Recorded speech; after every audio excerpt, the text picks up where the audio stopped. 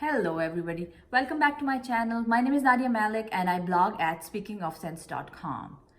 The topic that we are going to be discussing today is all about different tips and things you need to know in order to improve your financial stability. Before going into the details of the topic, I would like to introduce myself to the people who might be watching me for the first time. I am a money blogger, or you can call me a personal finance blogger, and I teach people how they can manage their money better. The topics that I discuss in my blog are related to money tips, budgeting tips, and also I teach people how they can achieve financial independence and early retirement by having different streams of income working for them at one time. If money management is a topic that interests you, you are most welcome to go and visit my website. I will drop a link in the description box, but if you like watching the YouTube videos, I will be uploading videos where I will be talking about money management tips, and you can subscribe to my channel and you will get the notifications of the new videos as soon as they get uploaded.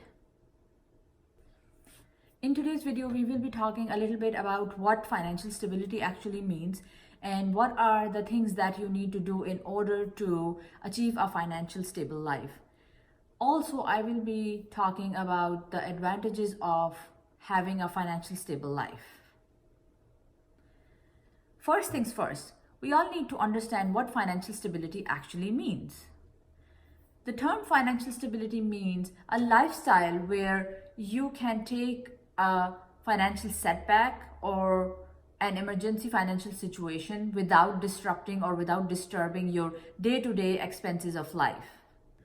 There are several advantages of being a financially stable individual, and I will go over just a few of those before going into the detail of the topic.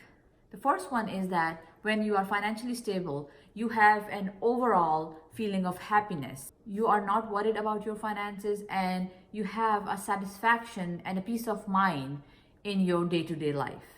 The second point is that you are less likely to have health issues because you are not stressed about your money. The third one is closely related to the first two advantages that I've already discussed. Because you are not stressed about money, your family life is way better than any other individual who is always concerned or who is always worried about their financial situation.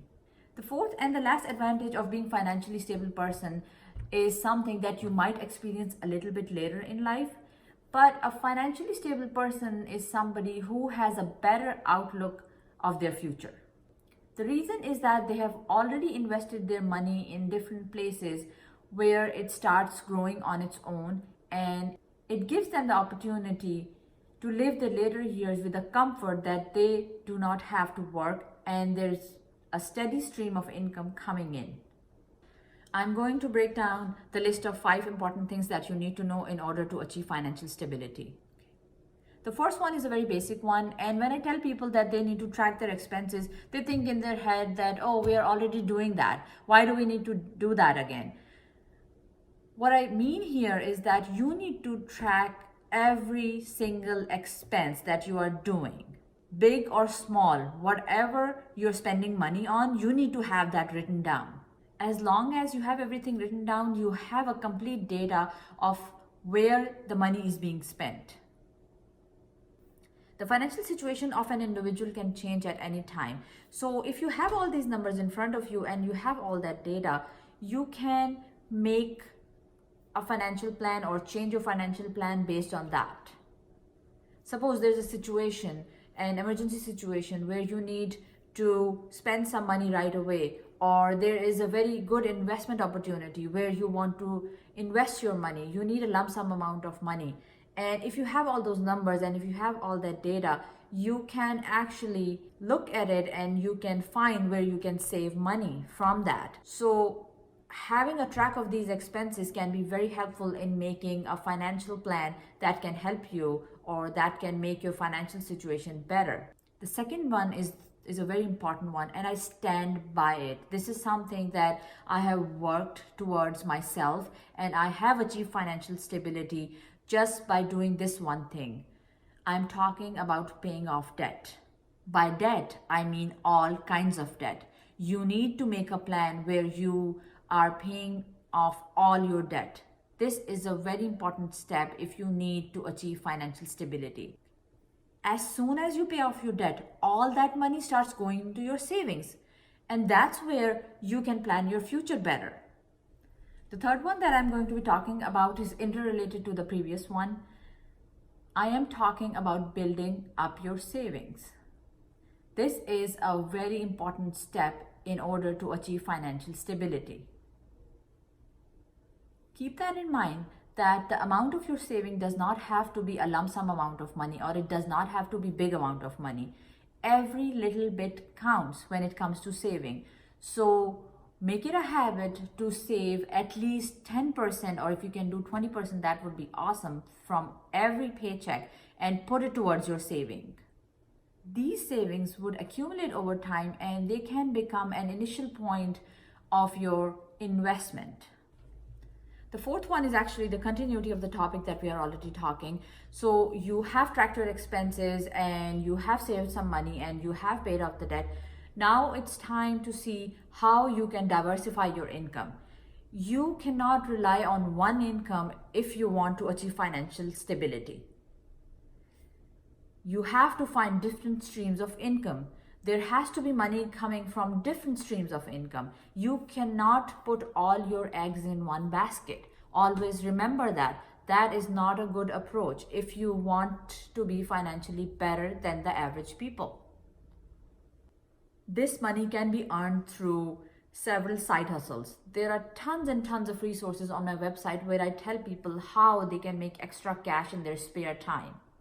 You can actually start a side hustle and it does not have to take much of your time. There are so many resources where you can actually make small amounts of money without even getting out of the house. So go ahead and check out those posts, check out those articles where I have given all this information. I will drop several links in the description box so you can just check them out and see which of the side hustle would work for you. Last but not the least, you need to have an emergency fund. There are so many people who have no clue what the emergency fund is.